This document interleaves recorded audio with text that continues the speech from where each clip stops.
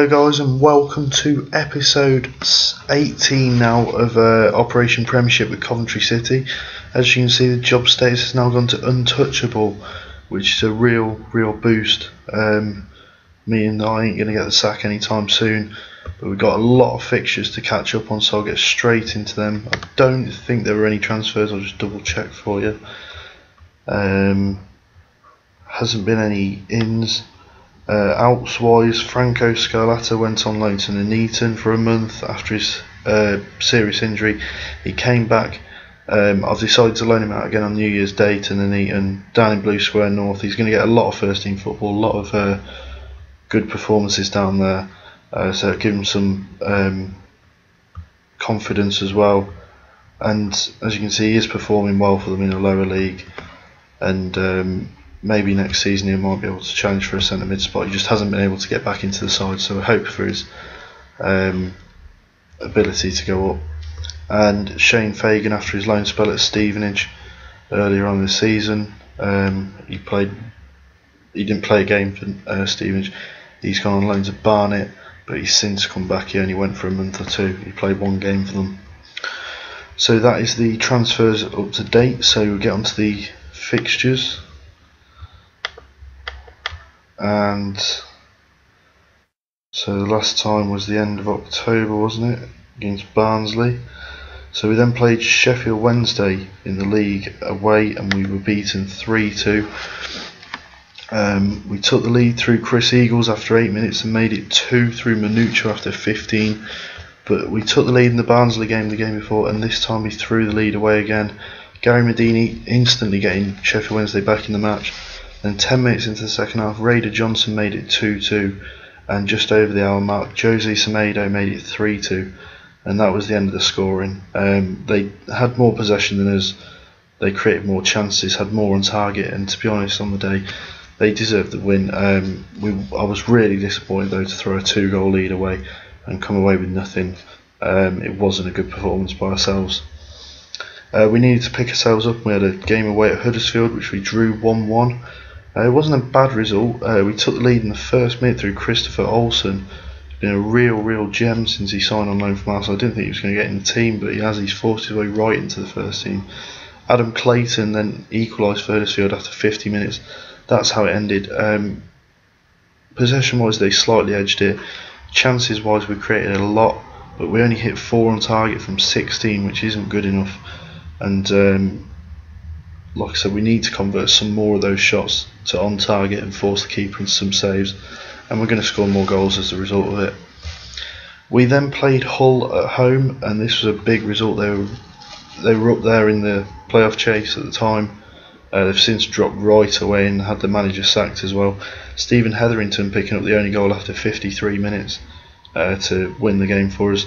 As you can see by their shots, 9 shots and none on target. We had 14 and 6 on target, a bit better than the previous game against Sheffield, previous couple of games. We edged the possession as well, 55%, which was good, and it was all round a pretty decent win against a good Hull side. We then played Charlton away, and we absolutely battered them. This was a game of epic proportions. We took the lead after 6 minutes through Christopher Olsen again. Manucho made it 2-0 after 14. But then Charlton got themselves level with a goal from Kermagant after 20 and Vidarson after 25, making it 2-2. And at this point, I thought we're going to throw it away again. But Manucho after 39, Olsen after 43, and Cheryshev on the stroke half time with 3 goals in 6 minutes, putting us 5-2 up at half time. Cheryshev added another one after 63 minutes to make it 3 braces for 3 players in the match. And it finished that way 6-2. None of them could get a hat-trick, but it was a really good game. We were outplayed on the possession wise, but 19 shots and 12 on target is a lot more like what I wanted, and as it's proved in this game, the more shots you have on target, the more goals you're going to be able to score. So that was a really good win, but we couldn't follow it up, and we then went away to Derby, who were top of the league at the time, I might add, and lost 3-1, and this was a pretty decent result the way it came as well, because we had Manucho sent off for violent conduct after 8 minutes, and we held on right up until the 70th minute when we took the lead through David McGoldrick, and I thought that the unthinkable was going to happen. To go a man down that early on against away at the top of the table and then take the lead, I thought we'd come away with a win. But 3 minutes later, Tete equalised for them, and then Hendrick scored in the 82nd, and then in stoppage time to kill us off to make it 3-1 to Derby. Had we got a win out of the game, it would have been a massive injustice because Derby really dominated the game, especially after we had the man sent off. Playing against them with 10 men was really difficult, but I think we handled ourselves well. Just at the end of the game, the players were burnt out from putting so much effort in for so long. I did have a go at Minuccio after for letting us down by getting sent off so early on for a stupid challenge. It started a little run of bad results as well, because we then played Leeds at home, and Leeds were in the bottom 3, so I was really expecting a win from this game. But Becchio, after 10 and 25 minutes, put them 2-0 up at half time. Mavrias added another just after half time to make it 3. On the day, I think 3-0 flattered Leeds a bit. They weren't completely dominant. We had more shots, but less on target. They had more of their shots on target, which was a big reason probably why they won 3-0. But on the day, our finishing was poor, 15 shots, and we didn't even manage a goal. So we needed to really start to pick it up before we got into a rut. Unfortunately, we played Everton at home in our next game, and we lost both games last season to them. We lost again this time around. It was a really close affair though, which shows that we are getting a lot better squad, because these have still got some really good players. Kramaric, after 23, put them in front. 5 minutes into the second half, Stephen Naismith added a second for Everton before Chris Eagles got one back 3 minutes later. But I pushed on, and we just couldn't find the equaliser to take the share of the points. Possession wise, we just edged it. It was like I said, a very close affair. 18 shots each, 8 on target for us, 6 on target for them. So it was a really close game, and as you'll see now, Everton have got a really good side. They've got Naismith, they've got Mulgrew, they've got Samba Diakite as well, Dean Whitehead, Billy Sharp, Cameron Jerome, Stephen Pienaar's still there, Tim Howard. That's about it. But they've got some really good players that are capable of playing the Premiership still, and it's always going to be a difficult game when you play them. But then we bounced back away at Blackburn, who were doing well at the time. This was a really good result. We beat them 2-1. Chris Eagles in stoppage time in the first half, making it 1-0. 5 minutes into the second half, DJ Campbell scored to make it 2. Chermity, after 73, did get one back for Blackburn, but we held out to get our first win in 3 games. Had 3 defeats on the trot before this. They had a lot more of the shots, a lot more on target, and more possession. They probably dominated the game really, but we took the chances that we got, scored 2, and we got all 3 points, which was the main thing. And it did set us on the way to get back on track, because then we played West Ham at home. If you remember, we got beat by them on the first day of the season, and this time we got revenge with a 1-0 win at our ground. Minuccio, after 10 minutes, with the only goal of the game.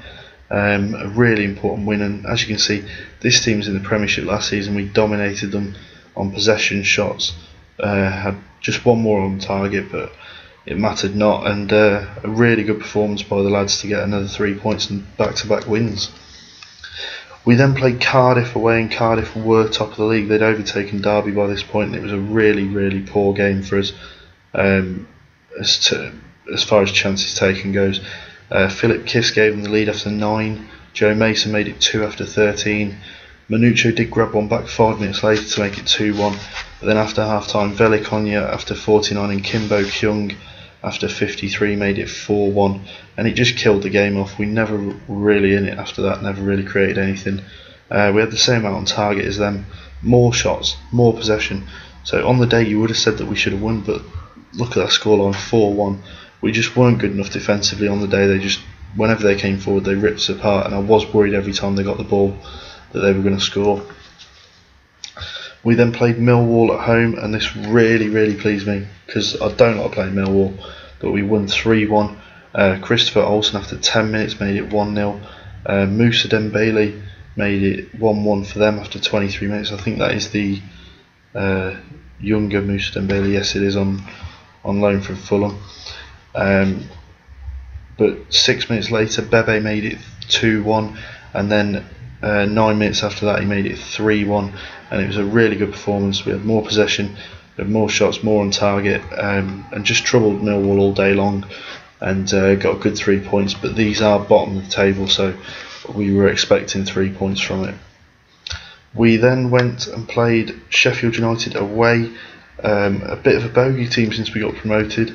They've got a very good striker in Rabi Situ, who is the top league goal scorer this season, but this time we kept him really quiet. It was 0-0 at half time. I kept with the control philosophy, and it paid off. Manucci after 58 and 88 to make it 2-0 to us, and that's how it finished. We had more shots on target. To be honest, really did deserve the win.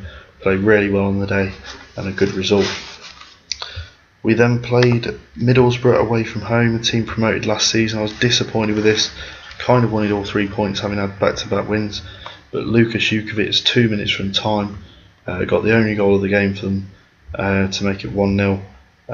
It was a pretty even affair. Maybe we slightly edged it, but on the day they took the chance that they got and got the win. But I was really disappointed with this because I thought we should have at least come away with a point, possibly even more. And that is the final roundup for the November and December months. The reason I didn't live com the Middlesbrough game, as you can see, we drew Manchester United at the Rico in the FA Cup third round.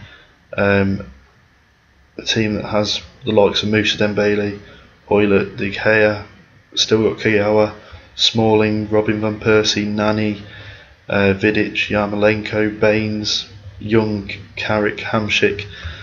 They've got an absolute class team. They've still obviously got Rooney. One plus is that Van Persie's injured, so he's not going to be playing today. So pleased that a man of his class isn't going to be on the pitch. But they are still top of the league and doing well, 2 points clear.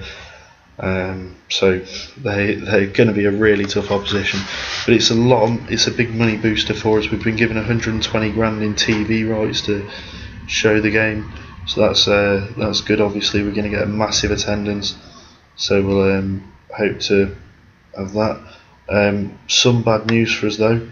They've got Andre Ayew away on international duty with Ghana, and Van Persie's out with a hip injury. We're going to be missing Ceballos away with Morocco, and Lembe is away with Central African Republic on international duty in the African nations.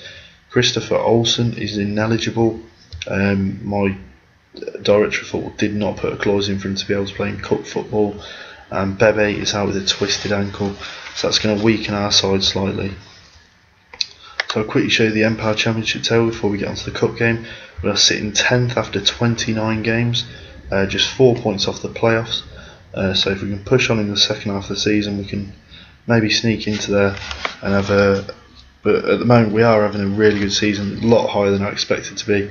And if you look at it as well, we are now 12 points clear of the relegation zone. Millwall are getting cut well adrift at the moment, and they're going to struggle to get back into it now, 10 points from safety. But we finished with 44 points from 46 last season. We're 17 games away from the end of the season, and we're already only a point off that tally, so that's really good, and it's a definite massive improvement on last season when we were struggling down in the red zone. This time we're going for the orange zone of the playoffs, so let's hope we can get in there. Quick show you of some of the players that have impressed so far this season. Manucci, obviously first team striker, 12 goals so far in 25 games for us in the league. He's been a really good loan signing, and depending on what league we're in next season, if we're in the Premiership I may not sign him up, but if we are I may sign him because I can get him on a free deal, which would be good. Christopher Olsen scored 7 goals in his loan spell, which has been really impressive. Stats wise, I didn't really rate him yet. I thought he's got the ability to improve obviously, but I didn't think he would do as well as he has. But 7 goals in 20 games says different. He's done really well for us on loan. Elsewhere on the average ratings, top of the average ratings is Scolata, but he's out on loan. John Fleck in 16 games has got an average rating of 7.41. It's been absolute class for us. I've signed him to a new 3-year deal, to a 3-year extension anyway, to keep him at the club, which is really good. To update you on the William Edging-Grayley situation, he was I offered him out. Unfortunately, a load of French clubs came in to take him off me on a free deal. As you can see, there's 8 clubs interested in taking him on a free at the end of the season. But he then turned around to me and said he doesn't want to be on the transfer list anymore, and he is now waiting on a contract offer from ourselves, which is good. So we've managed to agree a contract with him. He will be on the highest paid wage at the club, but he is a class central defender. He's been really impressive for us so far since I took over, so I don't mind paying him that. He's been a little bit low this season, but I think that's due to the contract situation, because it has suddenly dipped a bit from 7.43 in the League One, 7.18 in the Championship. It's now 7.06. I think that will pick up if he does sign a new deal. So we'll get straight on to the game against Man United. Obviously, all the FA Cup games have been played already. Most of them have anyway. We've got Man United at 5:30 at the Rico. So we haven't played them before, but they're 2-5 favourites. We're 11-4 the draw, and 13-2 against for the victory here. We're complete outsiders, but I do fancy us to maybe nick a draw and take it back to Old Trafford. We're going to start with John Fleck in the attacking midfield role, as Olsen is obviously ineligible. Ignacy Miquel needs a rest, but I can't afford to rest him in a game like this. Play Hetherington in midfield as a deep line playmaker. John Mongor can come onto the bench, and we're going to have to find a keeper from the reserves. I think Shane Fagan is back at the club, so he can come in for Jeffrey Lambert. So I think that will be all the changes, because Bebe's still out, so I don't think there's anyone there. Obviously Eagles and Davis aren't the fittest, but we're going to go with them anyway. We do need some decent performances, and they are definitely capable of them with their average ratings of 7.2 and 7.17. So we'll get straight into the game. Just give Shane Fagan a number first, and here we go. Game against Manchester United at the Rico. It's a massive game for us. Our team is McCarthy in goal, Clark, Miquel, Edging-Grayley and Topor Stanley at the back. Eagles, Hetherington, Davis and Cheryshev in midfield, with Fleck in the attacking role behind Minuccio. For Man United, it's Lindegaard in goal, back for Jones, Eckersley, Smalling and Evra, Ness and Dembele in the central midfield, with an attacking trio of Hoylett, Boskowski and Young, and Henriquez is up front on his own. It's definitely a weakened side, but it's still a class side, and a side that we should really be getting beaten by. On the bench they have got the likes of Rooney, Baines, Menez and De Gea, so they have got some decent players in reserve should they be needed. So I am going to actually stick with the control tactics, because it's done as well against big teams in the Championship. So we'll see how it goes here. Never know. We obviously don't want to give them the ball straight away and let them just control the game. So we'll retain possession and try the control strategy. If it does turn over that we're getting completely dominated, we will change back to counter, or maybe even defensive, depending on how much I feel we're in trouble. So we've kicked off, and it's Fleck back to Edging-Grayley and Topor Stanley back to McCarthy, and it's the end of the first pointless highlight of the game. So 5 minutes we've lasted already against Man United. Not much, only another. Now 81 minutes, here we are, it's Clark into the box, Minuccio down to Eagles down to the byline, shoots, he's at the post. Eagles is at the post after 9 minutes for us. It remains 0-0, and as you can see by the little bars down here, we are dominating the possession at the moment. We're pressuring United. They've got a corner here though, Young into the box, it's headed in by Smalling. It's 1-0 to United, just short of the 18-minute mark. and Smalling rose ahead of Mickwell to put into the back of the net, and they've got the lead. To be honest, it's been expected. I'm not expecting to beat these, but it would be nice to just make it a contest though, and not get battered by them. As a yellow card is produced for Phil Jones, and Echenguele picks up talking to. Here's United with a throw in. Evra, Boskovsky, Evra to Dembele, and Evra, Smalling, Eckersley now. Forward to Ness and Jones, into Ness and Hoylett, runs towards the box. Junior Hoylett, 2-0 United. A fantastic run from Hoylett with his first ever goal for Man United. And this could spell a bad game for us. If we let them run away with it, it could end up 4-5, which is just what I don't want. I'm going to tell them it's not been good enough, just because I want to get them fired. Look at that, fired up. Brilliant team talk. And let's get them going for the second half. Maybe we can just get back into this. Would be nice. There's Boskovsky back to Smalling, and now Eckersley on the right hand side, and it is a pointless highlight to start the second half. Just do my head in with these little highlights. They just show you the kicking them off, and that's it. It's the end of it. McCarthy clears it up towards Minuccio, ex-Man United striker obviously. Fleck, Cheryshev, and Davis now into Fleck. Fleck finds Cheryshev. Topor Stanley, Davis, Hetherington.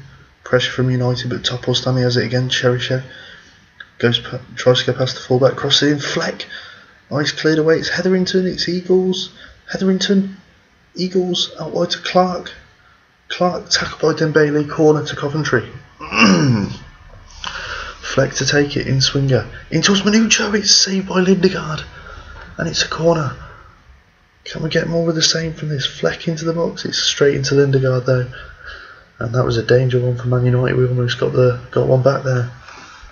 With just over an hour gone now. And Leighton Baines is now coming on forever, which is all we need. It's thrown in by Eckersley to Hoylett. Eckersley's lost it to Cheryshev, and Cheryshev battles well. Keeps it in somehow. Down the left hand side, Cheryshev, the little Russian winger, crosses it to Eagles at the back post. He's put it wide. And another ex-United player fails to haunt his old side. And we really could have done with that going in. It would have just put a bit of pressure on United going into the last 20 minutes.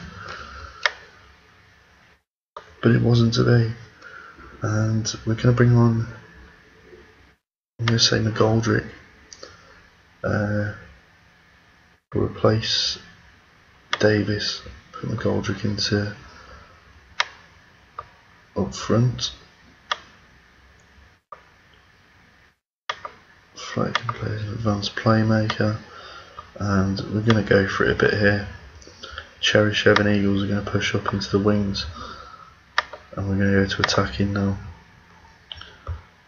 I'm not scared of them. I think we can beat United. We can come back from 2-0 down against the best side in England. I'm confident. So the tactical changes are happening. And it's McGoldrick on for Davis. Definitely pushing for it now.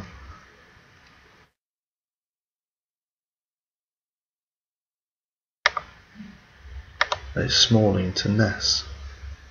And he's under pressure. It's out to Hoylett now. And back to Lindegaard. Lindegaard forward. Fleck tries to win it. And we have won it now, but it's gone to Baines and Young. Here come United. Ness. Under pressure, will he keep it? He does. Boskovsky in towards Dembele. Hoylett turns, runs in on goal. Hoylett saved by McCarthy. Still 2-0. So we're starting to really push on now. 12 minutes to go. It's all or nothing now. We need a goal in the next few minutes if we're going to get a draw out of the game. So we're going to go to overload. I would just be pleased to get a goal out of this. Boskovsky has crossed in, Mickwell heads away, Hetherington flicks onto Eagles. Here we come, here's McGoldrick. Back to Mickwell. Launch it forward. McCarthy. Forward towards Cheryshev, it's nodded down to Fleck. Cheryshev down the left hand side. pull it back. Hetherington saved. Oh, that was the chance. Topple Stanley crossed him, cleared away. Hetherington. McGoldrick. He's tackled, says the referee. Off flag, and it's saved by Lindegaard. What a scramble. United get away with it. It's thrown in towards Minucci. He's tackled. Hoylett has it. Forward to Boskovski. We've got to get back now. Rooney. Ness. Brilliant counter-attacking move from United. It's Dembele. Shoots. Saved by McCarthy. And it remains 2-0. Young crossed it in. Cleared away by Adrian Whaley. McGoldrick's chasing it, but Hoylett's faster than him. 2 minutes of added time. Jordan Clark picks up a booking. I think that's going to be it. There's a booking for Stephen Hetherington. It's cleared up. Minucci brings it down.